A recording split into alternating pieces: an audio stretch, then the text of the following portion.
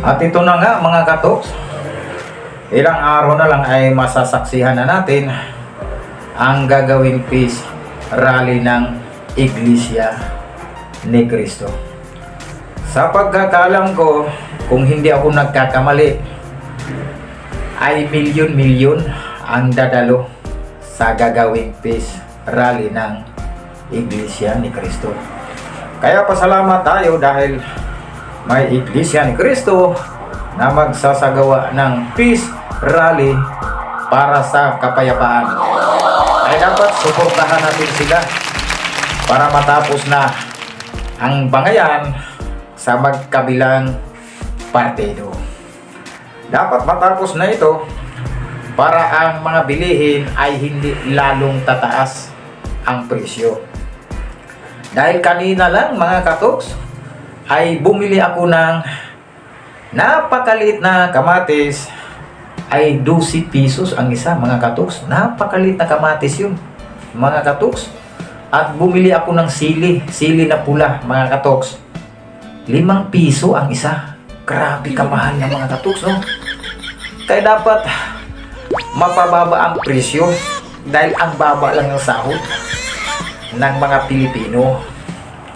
At habang papalapit ang gagawing peace rally ng Iglesia ni Cristo, ay lalong dumadami ang mga bumabatikos mga katoks. Kaya sila yung may mga katoks nakakahigad ng ganung mga klaseng mga tao, dahil ang gagawin ng Iglesia ni Cristo na peace rally ay para sa kapayapaan ng ating bayan. Kaya pakinggan muna natin mga katoks, no, ang May 25, yung mga sinasabi nila dito na habang papalapit ang gagawing peace rally ngayong January 13 mga katoks, ay lalong dumadami ang bumabatikos.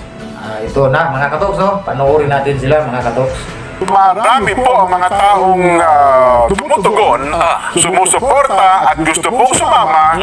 Ay kaalis sabay nito'y dumarami rin po ang mga taong bumabatikos, pumupuna at nagpapahayag ng kanilang disgusto. Yan naman as expected. Well, ako naman Kasi unang-una tayo nasa bansang Pilipinas, may malaya tayong mga opinyon. at ginagalang ho namin yung inyong pananaw, ha? Kung ang pananaw ninyo ay hindi pa tayo nabibingit sa alanganin na baka tayo ay mapunta dun sa mas magulong sitwasyon at mapabayaan natin ang mas mahalagang bagay na dapat ay inuuna para sa kapakanan ng mamamayang Pilipino, nasa inyo yan. Yan ang pananaw ninyo.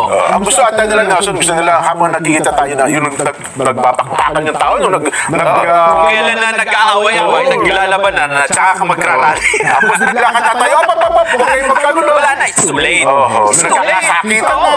Pero kung gano'n namin inuunawa, das pananaw ninyo ay hindi okay, hindi maganda na mag-rally ngayon, unawain nyo rin naman yung perspektibo ng ilan nating kababayan nung kabilang panig na kailangan gawin ito para matauhan ang mas nakararami, lalo na yung mga nasa opisyal na namumuna sa ating bansa. Matawagan ng pansin ng magkabilang panig na nagkakaroon ng bangayan. Opo.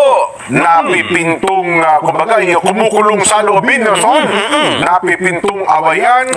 Kaya nga, kanina yung post ko na yun, nagiging viral sa social media. Ano ba? Ano ang pinost mo? Ang pinost ko yung corned beef na malaki.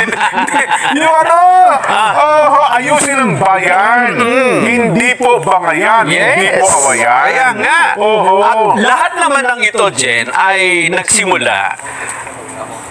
Magbaklik tanaw lang tayo ng bahagya. Makikita nyo naman kung saan papunta ang Pilipinas, hindi ba?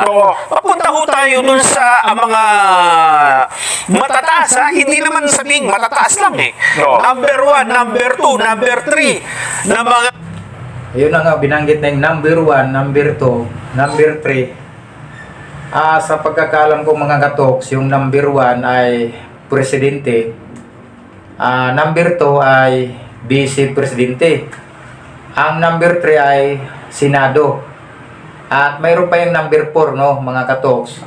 Sa pagkakalam ko ay Kongreso. Kaya tuloy natin yung panunood, mga katoks. Mga opisyal, yung mga nandun sa mismong taas, Pati number 4, sama mo na. Kasi yun ang kongreso, eh, no? Oo nga, Yun, ano, oo. nandun ho sa punto na siguro konting ibot na na. Nagkikim na ng sama ng loob ang magkabilang panig. At yun ang ayaw nating mangyari. Ha? At dumating na nga sa puntong papalaga na kita. Ayun ang problema. Papalaga na kita dyan. Oo. Sabi naman ho sa'yo, pinalagang ka na nga, di ba? Nadamay na nga yun pati yung matatandang si ganito, si ganyan. Yun nga, oo. Ayun ang ayaw na iniiwasan natin na mangyari, Nelson, sapagkat kung lalawak pa po ang palitan ng salitaan ng magkabilang panig, aba, talaga naman. Oho, hihintayin pa ba natin na nagbababag na yung magkabilang panig? Yun talaga. Kaya January, no, January 13, Lunes yan, mga katoks. Ay tuloy na yan, no. Tuloy na yung peace rally na gagawin ng Iglesia ni Cristo, mga katoks. Kaya abangan natin, mga katoks, no, sa Lunes, no. Kaya sigurado napakaraming napakaraming kalsada yan ang isasara, mga katoks. Kaya hintayin natin yung mga katoks, at hanggang dito na lang muna tayo, mga katoks, at hanggang sa muli, paalam.